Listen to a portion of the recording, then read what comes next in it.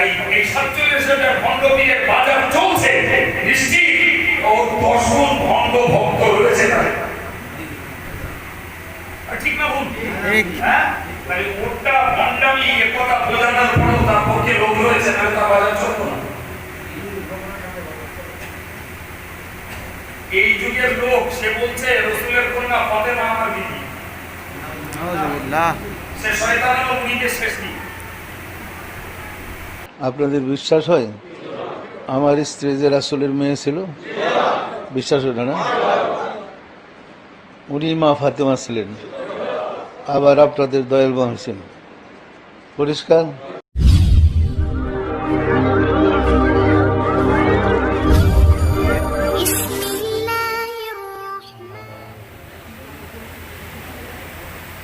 أعوذ بالله من الشيطان الرجيم إن تنصروا الله ينصركم ويثبت أقدامكم صدق الله العظيم وقال النبي صلى الله عليه وسلم إنكم سترون بعدي كثرة وأمورا تنكرون قالوا فما تأمرنا يا رسول الله قالوا أدوا إليهم حقهم واسألوا الله حقهم صدق رسوله النبي الكريم সম্মানিত ওলামায়ে কেরাম, শিক্ষার্থী শিয়া মাদ্রাসাতুল বানার কর্মকর্তা, কর্মী, সহযোগী, সর্বস্তরের আদালতি সকলের প্রতি আন্তরিক শ্রদ্ধা, শুভেচ্ছা ও শ্রেণী বিশেষে সম্মান জানিয়ে আমি আমার সংক্ষিপ্ত কথা সৌজন্য শেষ করব।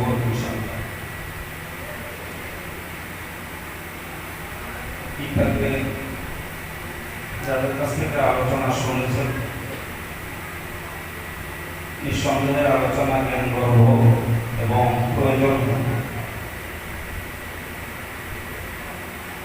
আমি লম্বা চড়া ওয়াজ করব, শারীরিক মানসিক ভারসাম্য নেই। আর আপনারা তো আশিক বিল্লাহ সাহেবের কথায় বুঝেছেন যে আমাকে ভিখারি বানিয়ে রেখে গেছে, আমি ভিক্ষা করবো কিনা সেটা পরে কথা।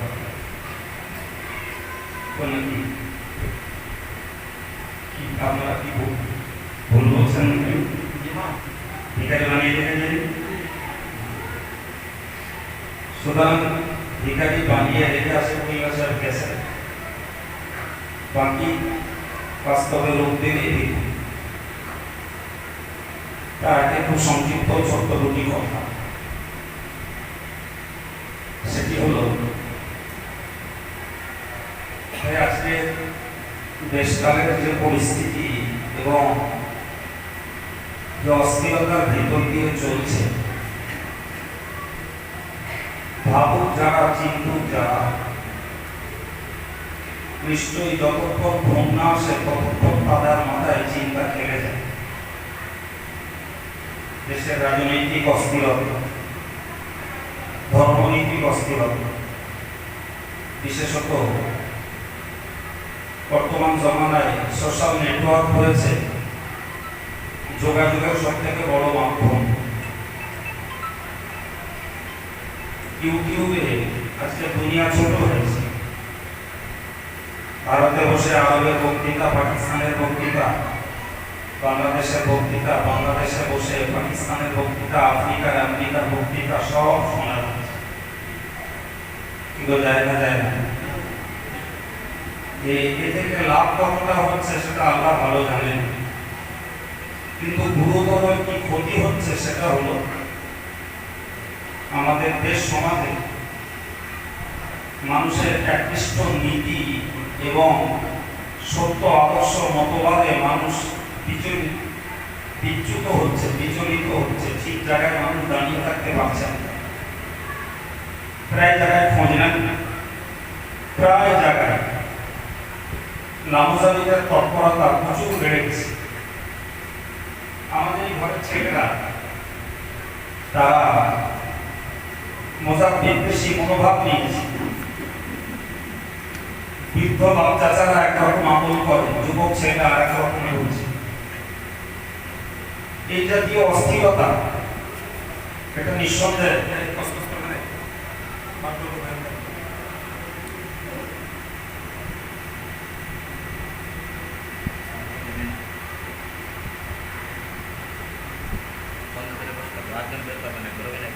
প্রিয় ভাইরা, একদিকে রাজনৈতিক অস্থিরতা আর একদিকে ধর্মনৈতিক মতবাদগত অস্থিরতা আমাদের ব্রেনগুলো প্রেশানি হয়ে যাচ্ছে, প্রেশানি শেষ নেই। এবং আমার কাছে সব থেকে বড় দুঃখ, আমি এই 31-32 বছর হলো এই জাতির সঙ্গে বিজড়িত, জাতির বিভিন্ন বিষয়ের সুখ-দুঃখের ভাগিদার, বিশেষত সিলসিলায়ে মুজাদ্দিদে জামানের মতাদর্শ হানাফি মাযহাব সংক্রান্ত বিষয়ে নিজের অর্থ, শ্রম, সময় সবকিছু উৎসর্গ করার পরেও এখন আমরা দেখছি মানুষের ভিতরে একনিষ্ঠতার অভাব, অস্থিরতার অভাব। মানুষের মন যেটা চায় সেটাই করে। সর্বোপরি যেখানে মানুষের স্বার্থ বিজড়িত থাকে, উইদাউট এনি কনসেন্ট, কোনো রকমের মতামত, আলোচনা, পরামর্শ ছাড়াই মানুষ সেদিকে ঢলে পড়ে। এর রেকর্ড আমার কাছে একদম আলোর মতো স্পষ্ট। তো মাঝে মাঝে ধিক্কার মনে হয় নিজেকে যে করলাম কি, আর জাতি নিল কতটা, আর সেটাকে বাঁচিয়ে রেখেছে বা টিকে আছে তার উপরে কতটা। বিবেকের কাছে গেল, তার উত্তর খুঁজে পাই না। কিন্তু আমি স্বল্প সময়ের একটা মৌলিক কথা বলছি, যদি আমি বিষয়গুলো নিয়ে একদম মানে ফিক্স করে আলোচনা করি, প্রচুর কথা বলতে পারবো যে এই জাতির জন্য, এই এলাকার জন্য, এই গ্রামের জন্য, এই ব্যক্তিটার জন্য আমি আমার লাইফে ই করেছি, তার এখন অবজারভেশন, তার এখন স্থিরতা, তার মানসিকতা করে এই জায়গায় আমার কাছে এরকম শত শত রেকর্ড আছে, অথেন্টিক রেকর্ড। সেই জন্য যেন মনের কাছে খানিকটা জবাব খুঁজে পাই না যে করলুমটা কি আর হচ্ছে, চাইলাম কি, জাতি করছে, কাদের জন্য কি করেছি, সে জাতির এখন অবস্থানটা কোথায়, মনের কাছে জেগে উঠলে জবাব খুঁজে পাই না। এরপরও দায়িত্ব ছাড়িনি, কাজের উদ্যম হারাইনি, বা উন্নয়নের জন্য ভাবনা চিন্তা করতে ঘাটতি রাখি, করে চলেছি। কেবলমাত্র একটা আয়াত আর একটা হাদিসের দিকে লক্ষ্য। মহান আল্লাহ কোরআন শরীফে বলেছেন, ইন তানসুরুল্লাহ ইয়ানসুরকুম। মুফাসসিররা বলেছেন, ইন তানসুর দীনাল্লাহ, যদি তোমরা আল্লাহর ধর্মে সাহায্য করো, আল্লাহ প্রতিশ্রুতি, আল্লাহ তোমাদেরকে সাহায্য করবেন। 100% বিশ্বাস করি কোরআন সত্য। আল্লাহ বলেছেন, ওয়ানাসমাউ মিনাল্লাহি হাদিসা, আল্লাহ থেকে মহাসত্যবাদী আগে আছে কেউ নেই। বলে আল্লাহর এই কথা নিঃসন্দেহে মহাসত্য কথা, যে আল্লাহর দ্বীনের যারা সাহায্য করবে, আল্লাহ তাদেরকে সাহায্য করবে। সে সাহায্য আপনি পয়সা দিয়ে করবেন, আমি দেহ দিয়ে করবো, আর একজন বুদ্ধি দিয়ে করবে, আর একজন শ্রম দিয়ে করবে। বহুমুখী সাহায্যের সমন্বয় একটা কিছু করা যায়। সাহায্য মানে শুধু টাকা নয়, ওটা বলতে হবে না। আমার একটা কথাও সাহায্য হতে পারে, আপনার একদিনের শ্রম সাহায্য হতে পারে, যে আপনার দুটো পয়সা সাহায্য হতে পারে, আপনার একটা দৈহিক উপস্থিতি এটাও সাহায্য হতে পারে। আল্লাহ বললেন, যদি তোমরা আল্লাহকে সাহায্য করো, অর্থাৎ আল্লাহর ধর্মকে যদি সাহায্য করো, ইয়ানসুরকুম, আল্লাহ তোমাদের সাহায্য করবেন। প্রিয় ভাইরা, আজকে একটু ভাবা দরকার। এক মিনিট না ভাবলে আপনাদের আমি ঠিক বোঝাতে পারছি না। ভাবনাটা এরকম, আপনি ভালো করে বুঝে বলুন তো, আমরা যে দেশটাতে বাস করছি সত্য সত্যি এই দেশে ন্যায় বিচার আছে বলে মনে হয় নেই। এই দেশে ন্যায় বিচারের আশা হারিয়ে গেছে। যে সুপ্রিম কোর্টের বিচারে পরকীয়া অনুমোদন করা হয়, যে সুপ্রিম কোর্টের সমকামিতার অনুমোদন করা হয়, আমার কথা বুঝতে পারছেন? হ্যাঁ, দিনের আলোয় যারা বাবরি মসজিদ ভাঙলো, 18 বছর পরে রায় বেরোলো তারা নির্দোষ, বেকসুর খালাস। মনে হলো বাবরি মসজিদ বোধহয় ভূমিকম্পে ভেঙেছে, অথচ যারা ভাঙলো তারা বুক চাপড়ে পড়লো আমরা ভেঙেছি। আদালত রায় দিল বেকসুর খালাস। এরপরে নিঃসন্দেহে আমরা এই দেশে সুবিচারের আশা করতে, আপনি কি ভাবতেন শুধু রাজনীতি না, আমি একটা ধর্মনৈতিক দিক বুঝুন। নিশ্চয়ই জানেন আমাদের সর্বোচ্চ আদালত রায় দিয়েছে 1 বছরে 3 তালাক দিলে 1 তালাক হবে, 3 তালাক অসাংবিধান। সারা পৃথিবীর হানাফি মাযহাবের মানুষ, শাফি মাযহাবের মানুষ, হাম্বলি মাযহাবের মানুষ, মালিকি মাযহাবের মানুষ, 4 মাযহাবের একক সিদ্ধান্ত যে 1 বছরে 3 তালাক দিলে 3 তালাকই হবে। কথা শুনতে পাচ্ছেন? হ্যাঁ, মানে সারা পৃথিবীর মাযহাবের ঐক্য মত হলো 3 তালাকে 3 তালাক। আর সুপ্রিম কোর্টের 3 তালাকের 3 তালাকে 1 তালাকের পক্ষে যখন রায় দিল, এটা কি সমর্থন দিল? দেশের শিয়া সম্প্রদায় এবং আহলে হাদিস সম্প্রদায়। আপনি ওইটাকে নিয়ে কোর্টে যান, ওইটাকে নিয়েই কোর্টে যান। অর্থ, বুদ্ধি, শক্তি সবকিছু আপনার পিছনে দেওয়া হবে। আপনার কি মনে হয় যে সুপ্রিম কোর্ট ওই রায়টাকে পরিবর্তন করে আপনার আমার পক্ষে দেবে? এখন দেবে? হ্যাঁ, ব্যাপারটা ছিল ধর্মের, ব্যাপারটা কিসে ছিল? ধর্মের ব্যাপারটা, রাজনীতি নয়।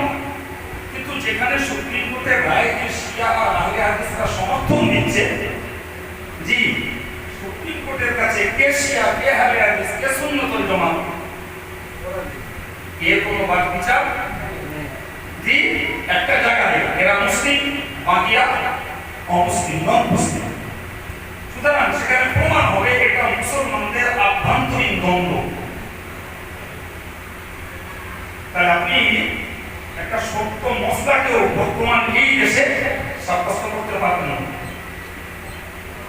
আমার বলার উদ্দেশ্য হলো, যত দিন যাবে তত আপনি খোদাই করে লিখে রাখুন হক মান খাবে। যত দিন যাবে সত্য তত লুপ্ত হবে, যত দিন যাবে অন্যায় তত জিগি তুলবে, ন্যায় তত চাপা পড়বে। এরপরে টিকবেন কদম। আমার কথা বোঝা যাচ্ছে কি? হ্যাঁ, যত দিন যাবে এই পরিবর্তন আসবে। সবসময় মনে রাখবেন, মন্দের পক্ষে, খারাপের পক্ষে, অন্যায়ের পক্ষে, অত্যাচারের পক্ষে, অবিচারের পক্ষে, ন্যায়ের পক্ষে, সত্যের পক্ষে, যে হকের পক্ষে আপনি না পাবেন আপনার পারিবারিক সহযোগিতা, না পাবেন সামাজিক, না পাবেন গ্রামীণ, না পাবেন রাষ্ট্রীয়, না পাবেন প্রশাসনিক কোন সমর্থন আপনি পাবেন না। এই মানসিকতাটাকে আপনাকে মজবুত করতে হবে। তারপরেও আমি দাঁড়িয়ে থাকবো। রাজি আছেন আমার কথায়? আমার কথায় রাজি আছেন? মন তৈরি করুন। আমি অত্যন্ত মারাত্মক ভয়ঙ্কর কথা বলছি, ভয়ঙ্কর কথা। আমরা একটা কথা খুব বলে থাকি, সেটি হলো যে হকের জয় নিশ্চয়ই আল্লাহ দেবেন, সত্যের জয় নিশ্চয়ই আল্লাহ দেবেন। এটা আমাদের একটা ইমানি ধারণা, ইমানি বিশ্বাস যে হকের জয় আল্লাহ দেবেন। তাই আমিও আপনার বিশ্বাসের সঙ্গে একমত। কিন্তু দেখে শুনে যেটা আমার মনে হয়েছে সেটা হলো এরকম হকের জয় আল্লাহ দেবে, তবে খোদা বাংলায় কত গড়িয়ে নিয়ে তারপর নাকানি চুপানি দিয়ে তারপর ইসলামের ইতিহাসে নেই যে বিনা ত্যাগে, বিনা সাধনায়, বিনা রক্তপাতে, বিনা রক্ত প্রবাহে জীবন উৎসর্গ ব্যতীত ইসলামের ইতিহাসে হক প্রতিষ্ঠিত হয়েছে রেকর্ড নাই। সুতরাং সামগ্রিকভাবে জাতীয় পর্যায়ে হতে হতে হতে হতে at last ব্যক্তিকে এসে দাঁড়াবে যে ব্যক্তিটা কতক্ষণ সত্যের উপরে দাঁড়াতে পারে। সেদিন বড় দূরে নয়, তার প্রক্রিয়া চালু হয়েছে। যে কারণে আমি অত্যন্ত ভাবনা, চিন্তা এবং বেদনা ভরা মন নিয়ে বলছি, জি আপনি আমার কথা লিখে রাখুন। আপনার ভাইয়ের সঙ্গে আপনার হবে না, আপনার স্ত্রীর সঙ্গে আপনার হবে না, আপনার গ্রামের ইমামের সঙ্গে আপনার হবে না, আপনার গ্রামের বড়দের সঙ্গে আপনার হবে না, আপনার গ্রামের মেম্বারের সঙ্গে আপনার হবে না, আপনার পঞ্চায়েতের সঙ্গে আপনার হবে না। যদি আপনি ন্যায়ের পথে, সত্যের পথে, হকের পথে, আল্লাহ আল্লাহ রাসূলের পথে যদি দাঁড়াতে চান, আপনি সোনার অক্ষরে লিখে রাখুন, আপনার পক্ষে আপনি যত দিন যাবেন তত সমর্থক কম পাবেন। আমার কথা বিশ্বাস হয়? সুতরাং সময় এসেছে নামাজ রোজা হজ যাকাত যাকে তসবিহ রানি ইবাদত করছি, ও ইবাদত করছি ওটা মর্যাদাগত অভ্যাসগত হয়ে গেছে।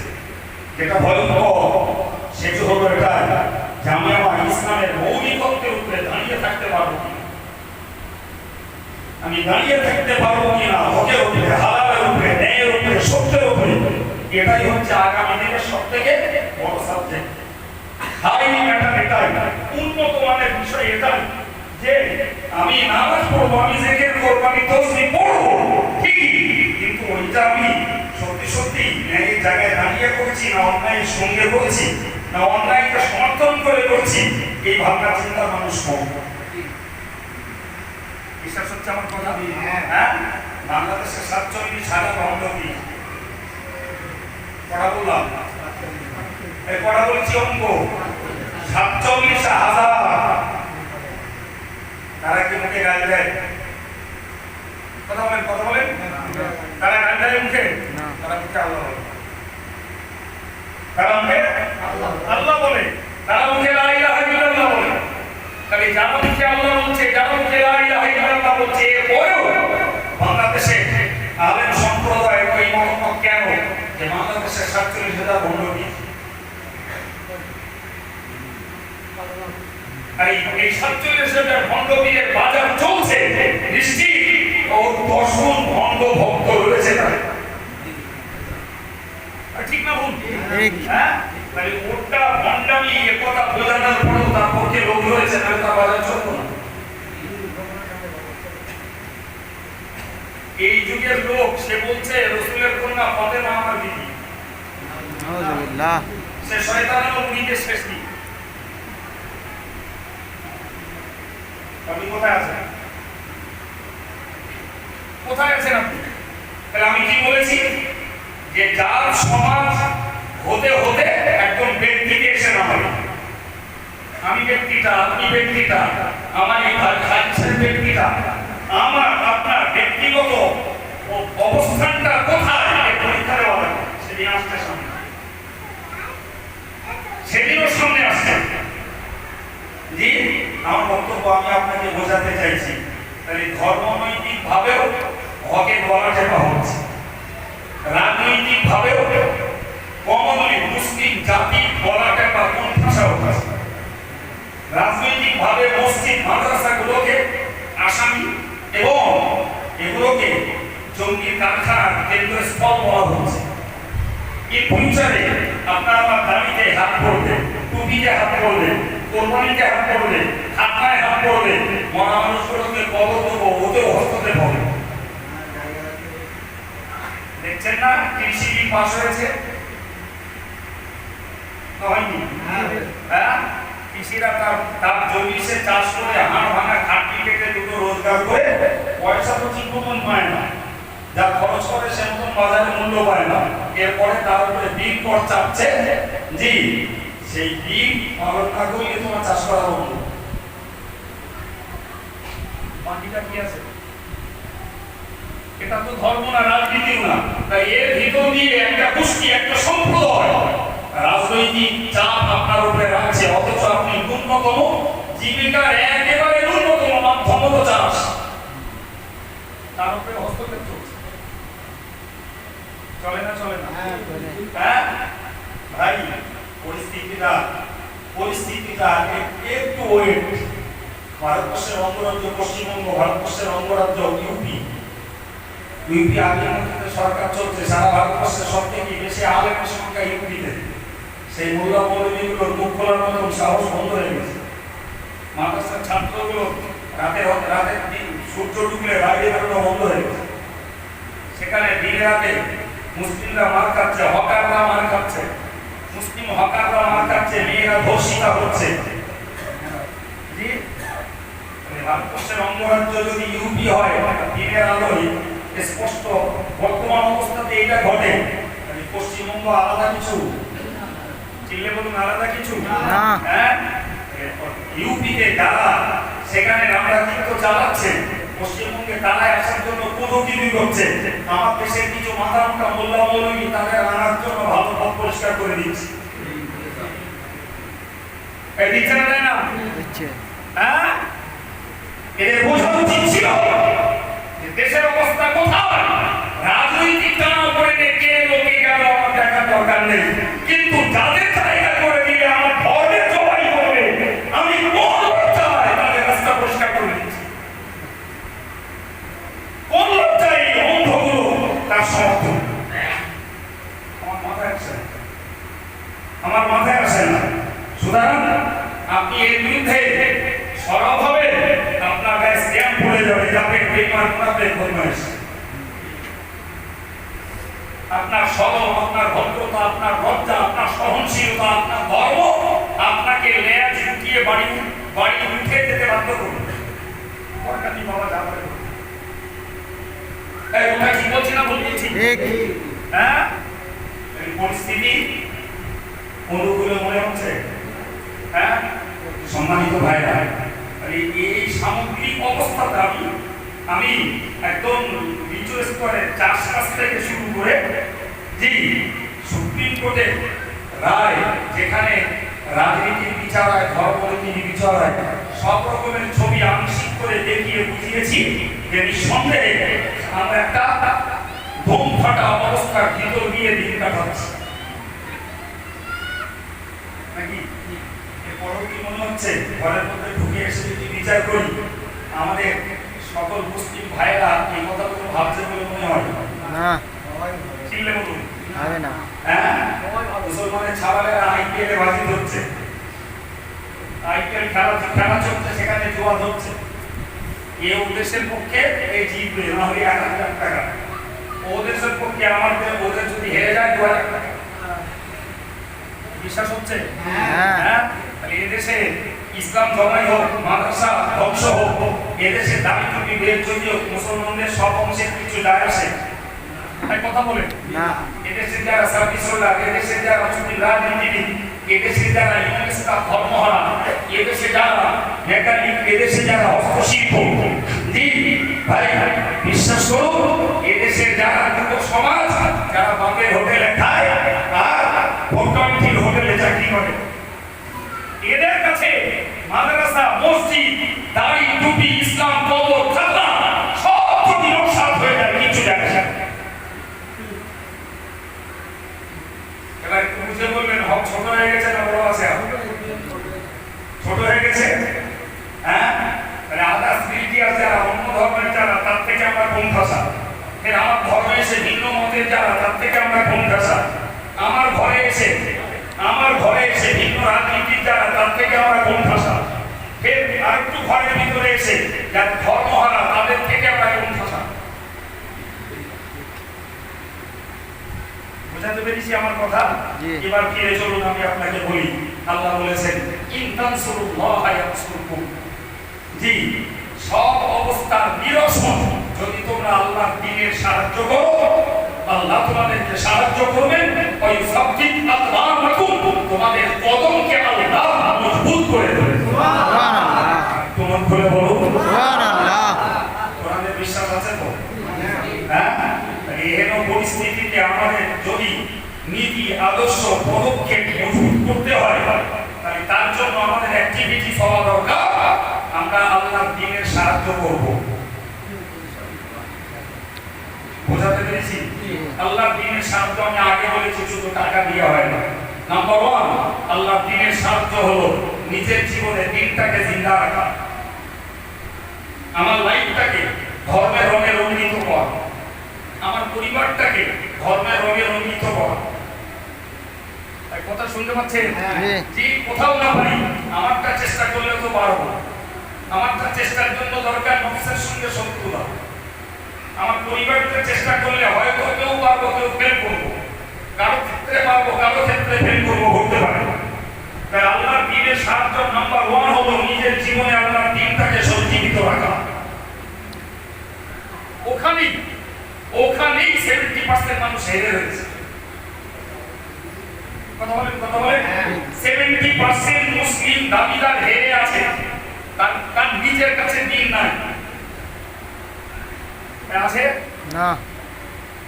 সম্মানিত ভাইরা, আমার বক্তব্য এরপরে যদি আমাদের সত্যি বিশ্বাস হয় যে আল্লাহর দ্বীনের সাহায্য করলে আল্লাহ আমাদেরকে সাহায্য করবেন, আমাদের কদমকে মজবুত করে দেবেন, তাহলে আমার কথা মনে রাখতে হবে, রাজনীতি বাঁচাতে পারে না, শিক্ষা বাঁচাতে পারে না, ব্যক্তিগত অর্থ বাঁচাতে পারে না, সমাজের নেতৃত্ব কাউকে বাঁচাতে পারে না। বেঁচে আছি তাই এগুলো একটা সহায়ক হিসাবে আমরা কাজে লাগাই। মূলত বাঁচায় আল্লাহ, ইজ্জত রক্ষা করে আল্লাহ, নিজেদের অবস্থানের উপরে প্রতিষ্ঠিত রাখা একমাত্র মালিক হলে আল্লাহ। সুতরাং দ্বীনের সাহায্য এটা মৌলানা শফিক সাহেব সাহেবের নিজস্ব ব্যবসা লাভ আর লোভ নয়, এটা মৌলানা আশিকুল সাহেবের লাভ আর লোভ নয়, এটা মাতিন সাহেব আর কাইয়ুম সাহেবের নিজেদের কোনো স্বার্থপরতা নয়। জি, এটা মনে রাখা দরকার, যারা এই ডামাডোলের বাজারে অস্থিরতার পিরিয়ডে, হকের কোরবানির পিরিয়ডে যারা নিজের কদমটাকে সত্যের উপরে রাখতে চায়, যারা আল্লাহর সাহায্য পেতে চায়, যারা নিজের কদমকে প্রতিষ্ঠিত রাখতে চায়, তাদের অন্ধের কোরআনকে বিশ্বাস করে সাধ্য অনুযায়ী আল্লাহর দ্বীনের পথে সাহায্য করা। কথা ঠিক না ভুল? ঠিক। হ্যাঁ, এরপরে কৃপণতার জায়গা নেই, এরপরে কৃপণতার জায়গা নেই। জি, জায়গা একটা, সেটা হলো নিজের সমর্থ, নিজের সমর্থ, সেটা বিবেচনার বিষয়। তাই পরের কথাটা বলছি একটুখানি। ইয়ে নবী বলেছেন সাহাবায়ে কিরামদেরকে লক্ষ্য করে 1400 বছর আগে, ইন্নাকুম সাতারাউনা বা'দি আসারাতান উমুরান, এই সাহাবীরা খুব শীঘ্রই তোমরা দেখতে পাবে এমন কিছু কার্যাবলী, এমন কিছু বিষয়। কবে বলছেন রাসূল? ইন্তেকালের পরে না ইন্তেকালের আগে? আগে। রাসূলের ইন্তেকালের আগে মানে 1400 বছর আগে। 1400 বছর পেরিয়ে গেছে, অবস্থাটা কোথায় দাঁড়াতে পারে ভাবুন।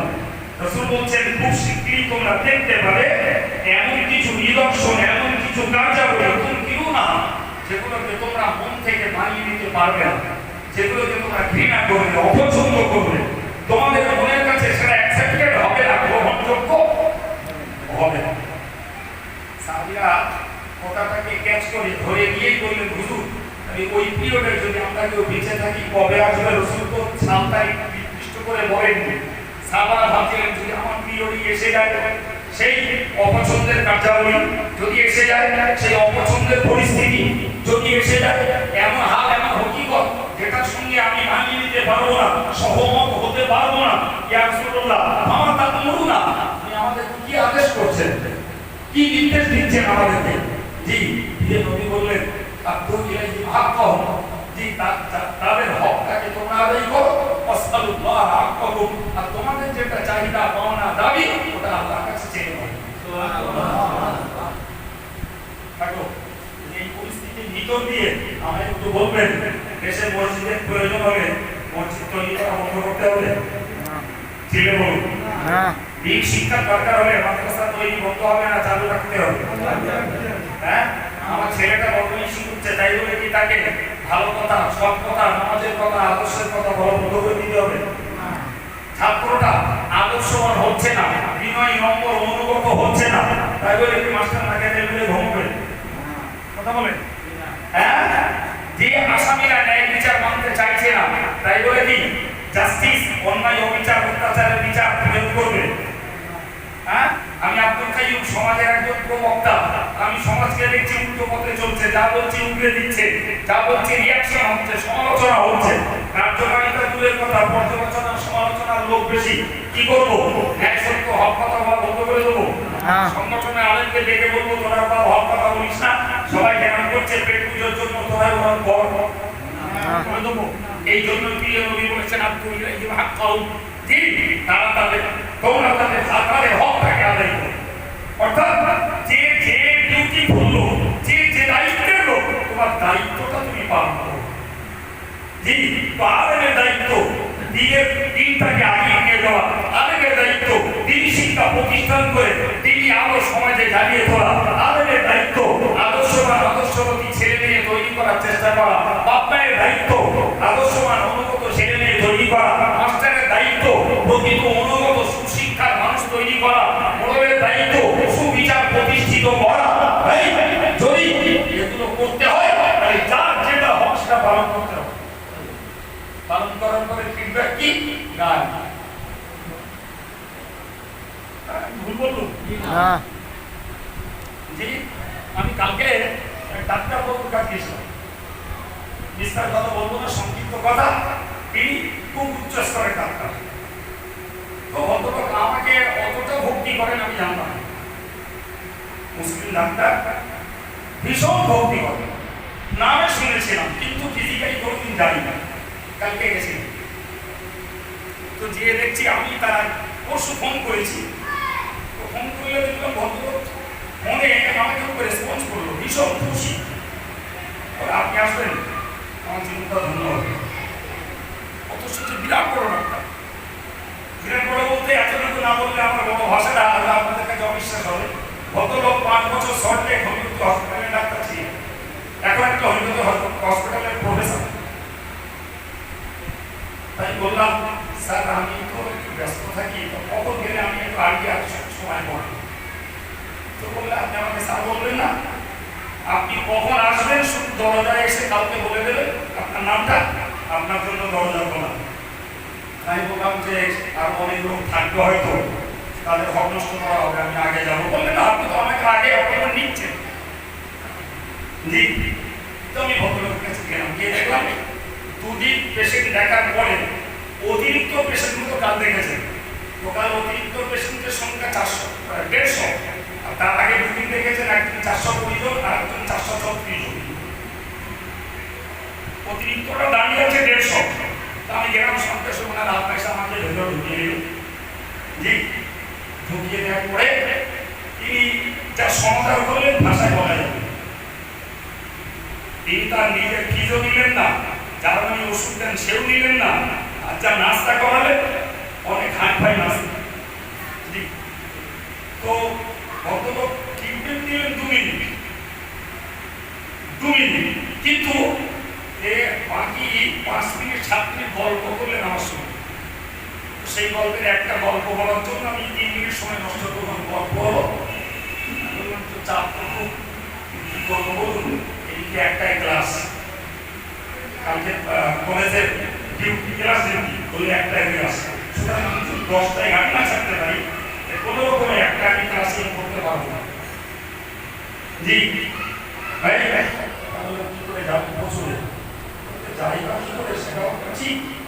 আর কি বলবো বলুন, বলে আমাকে ফোন করেছে। শুনলে আপনার দুঃখ লাগবে। বলছে আমাকে ফোন করেছে, ফোন করে বলছে আমার নাম করে দেন। বলছে আমার নাম লেখার জায়গা নেই, এমনি যা উঠে দেখবো তার থেকেও 150 রুপি বেশি হয়ে রয়েছে, এই 150 রুপি আমি দেখতে পারবো না, সুতরাং আপনার নাম কি করে লিখবে? আমাকে বলছে হুজুর যা কাঁচা কাঁচা খিস্তি দিলে আমার, সেসব খিস্তির কথা উনি আর বললেন না, একজন বললেন আমাকে এর বাচ্চা তার ছেলে বলে গান দিচ্ছে, সে পেশেন্ট কেনারে রুগী যাবে। ভদ্রলোক এত দুঃখিত, কত জাতির এতটা অবক্ষয়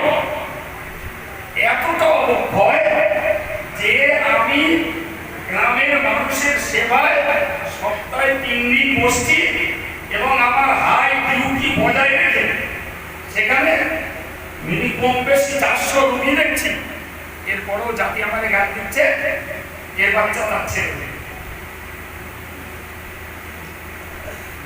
কথা বলতে পারছে?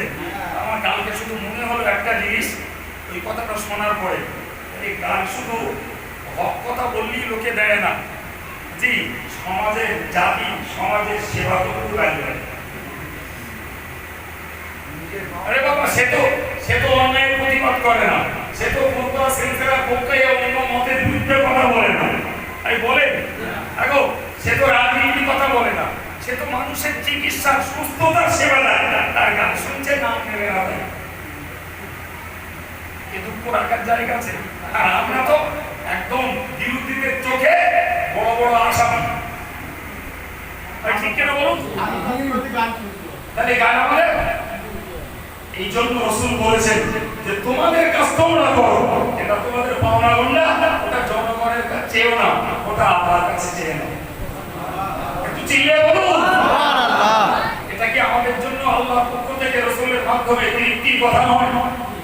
তুমি ছেলের কাছে ফিডব্যাক পাবে না, তুমি পাবে না জনগণের কাছে ফিডব্যাক, তুমি ভালো ফল আশা করো না, যাদের জন্য তুমি রক্ত শ্রম অর্থ ব্যয় করছো ওদের কাছে তোমার পাওনা যেটা, তোমার ডিমান্ড যেটা, তোমার চাহিদা যেটা, রাতের অন্ধকারে নফল পড়ে তাহাজ্জুদের নামাজ পড়ে তুই আল্লাহর কাছে চেয়ে নাও, দেশের কাছে জনগণের কাছে কিছু আশা করো। কথা বুঝতে পারছেন কিছু? হ্যাঁ, আমি আপনাকে বাস্তবে বলে রাখছি, আজকে চিশতিয়া মাদ্রাসা দান করে যাবে, কালকে আসলে চিশতিয়া মাদ্রাসায় হয়তো ঘটনা এমন ঘটবে, চিশতিয়া মাদ্রাসা যারা কর্মকর্তা ইচ্ছায় না অনিচ্ছায় কোন অবস্থার পরিপ্রেক্ষিতে আপনাকে ন্যূনতম সেবা দেওয়ার সময় পাবে না। আপনি ফুলের গোলাম হবেন, আমি এত টাকা দান করে দিয়েছি, আসলে একটু বস্তি হবে না, আসলে একটু একটা চা দেবে না, আসলে একটু সৌজন্যমূলক রেসপন্স হবে না, পায়ে ধরে বলবো ওই আশাটা রাখবেন না, ওই আশাটা উল্টে রাখুন। আল্লাহ তোমার দিনের জন্য সাহায্য করেছি, আল্লাহ পাওনাটা তুমি। আমার কথা বিশ্বাস হয়? আমার কথা বিশ্বাস হয়?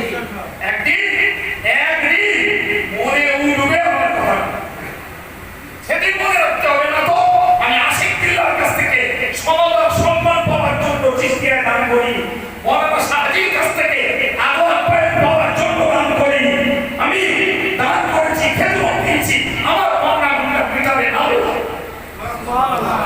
ঠিক না ভুল? এই শব্দ মানসিকতা যার তৈরি হবে তারপরে কষ্ট থাকবে না, তারপরে দুঃখ রাখবে না, তারপরে ব্যথা রাখবে না, নফস আছে তো সামান্য ব্যথা রাখবে, সামান্য দুঃখ রাখবে, সামান্য মনের কাছে হেরে যেতে হবে, কিন্তু কাজ বন্ধ হবে না, কাজ চলবে। বিশ্বাস করুন, জীবনে আমরা যা গান শুনছিলাম, যদি গান শুনে হজম না করে যদি কামিক প্রক্রিয়াটা কাটুন, একটা কাজ করতুম না, একটা কাজ করতুম না, শুধু পড়ে পড়ে বউ বাচ্চাগুলো কি করে ভালো খাবে, ভালো পড়বে, লাইফ স্টাইল হবে, ভালো ভালো স্টাইলের বাড়িতে বাস করবে, ওই হালকা থাকতো। কথা বলুন, পারতাম না, পারতাম না, হ্যাঁ, কিন্তু ওই হাদিসকে বিশ্বাস করেছে। একদিকে কোরআন, দিনের সাহায্য করো, আল্লাহ সাহায্য করবে, কদম মজবুত করে দেবে, মানসিকতা টলে যাবে না, আর তোমার দায়িত্ব তুমি পালন করো, তোমাকে তা পাওনা আল্লাহর কাছে নাও। সুবহানাল্লাহ বলেন, সুবহানাল্লাহ বলেন, আমিন আমিন, জোরে বলেন আমিন আমিন। ভাইরা, আমি যতটুকু কথা বলেছি এরা যদি ক্ষমা চেয়ে জিজ্ঞাসা করছি, আমার অসহায় মতো মানসিকতা মাইন্ড ছিল জি, তবু আপনাদের এই উপস্থিতি মর্যাদা দিতেই কিছুক্ষণ কথা বলেছি। আপনাদের কি এই সময়টাকে লস করে দিয়েছি মনে হচ্ছে? কিছু অক্সিজেন পেয়েছেন বলে মনে হয়? জি, আল্লাহ কায়েম রাখুন, বলুন আমিন। জি, আমার বক্তব্য, আমার আশাইকুল্লাহ আমাকে ভিখারি বানিয়ে দিয়েছে, হয়তো ভুলেই দিয়েছি, এখন বাস্তবে ভিক্ষাটা করতে চাইছি, নগদ পয়সা যা দেবে 2 টাকা দিলেও নেবো, কিন্তু তার আগে এই মালগুলো দিয়ে ফেলতে হবে। মনে লাগিয়ে ঝটপট একটু বলুন, একটু বলুন, মেহরবানি।